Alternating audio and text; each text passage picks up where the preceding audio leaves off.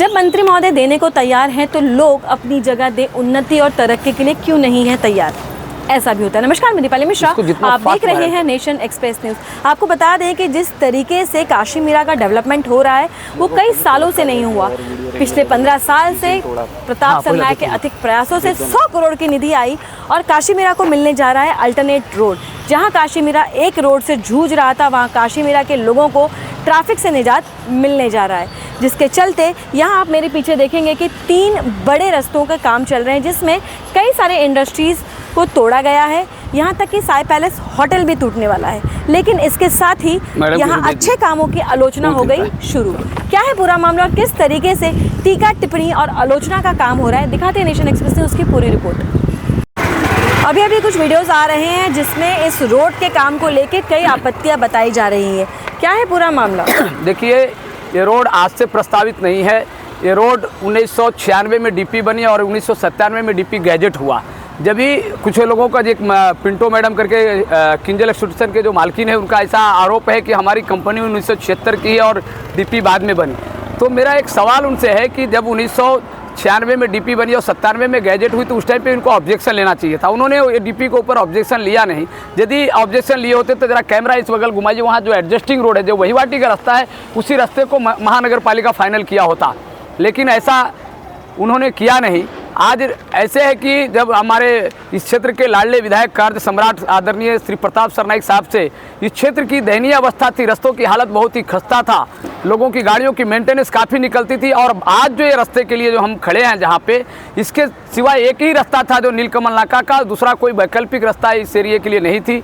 अंदर 2 से 2,500 लोग रिक्शा चालक है, अन्य सारी प्राइवेट वाहन है, 2 व्हीलर है, 4 व्हीलर है, उसके बाद ट्रक है। तो इन गाड़ियों को निकलने के लिए नीलकमल नाके पे बहुत अड़चन होती थी। हमारे विधायक साहब ने 100 करोड़ की निधि प्रभाग 14 में सिर्फ रास्ता के लिए लाए और 150 करोड़ रुपए की अन्य कामों के लिए निधि लाई थी।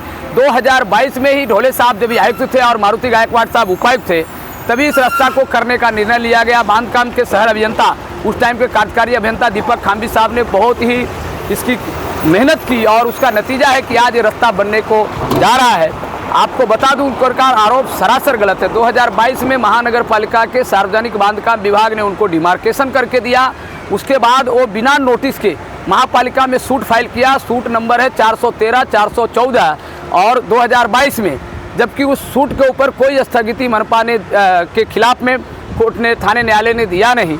फिर भी 10 दिन पहले मीरा भाईंदर के सार्वजनिक बांधकाम विभाग के शहर अभियंता दीपक खाम्बी जी ने उनको अपना किंजल एक्सट्रूशन के मालिक, जेपी प्रिंटर के मालिक और एक और रास्ता जाता है 30 मीटर को, साई पैलेस के मालिक गुनापाल सेठ को और रफीक पटेल, उनका 30 मीटर में उनको नोटिस दे करके, मतलब पत्र दे के चर्चा के लिए बुलाया। अभी ये पिंटो मैडम जो आरोप लगा रही है मनपा के ऊपर, ये कब गए? शुक्रवार के गए। शुक्रवार के बीच में गए नहीं। शुक्रवार के दिन दीपक खाम्बी साहब किसी काम से बाहर गए हुए थे और यतीन यादव साहब कलेक्टर ऑफिस में गए हुए थे, इसलिए उनकी मुलाकात नहीं हुई।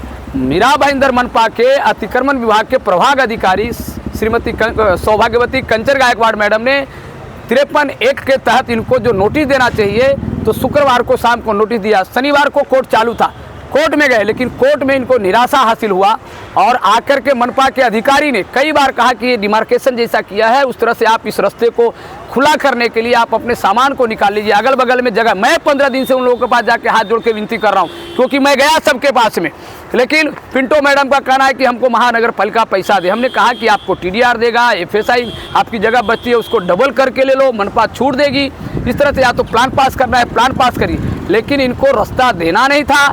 तो इनको न्यायालय में किसी भी प्रकार की इनको सपोर्ट मिला नहीं। न्यायालय ने इनकी बात को नहीं सुनी।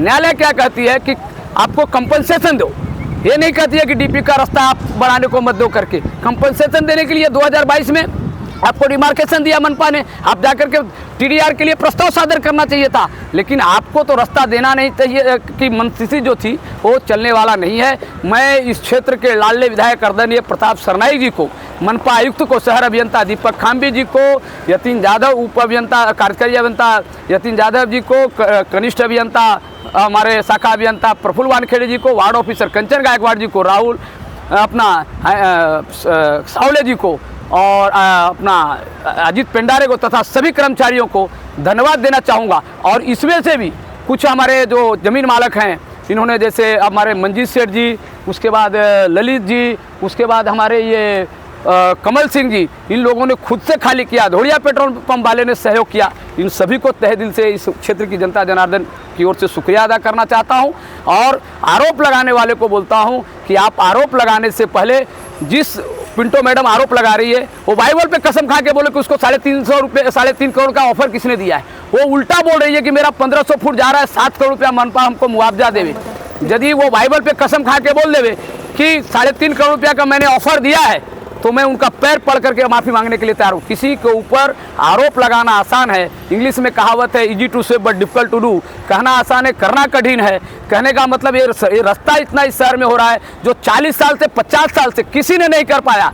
कुछ लोग मीरा भाईंदर में मनपा में 2015 से सत्ते में बैठे थे, यहाँ के नगर सेवक रहे, महापौर बने। उन्होंने कही ना पिंटो मैडम के, मैं महापौर हसनाले मैडम के पास गई थी, उन्होंने भी कहा कि रास्ता करेंगे, लेकिन किसी ने रास्ता किया नहीं, किसी की मानसिकता नहीं।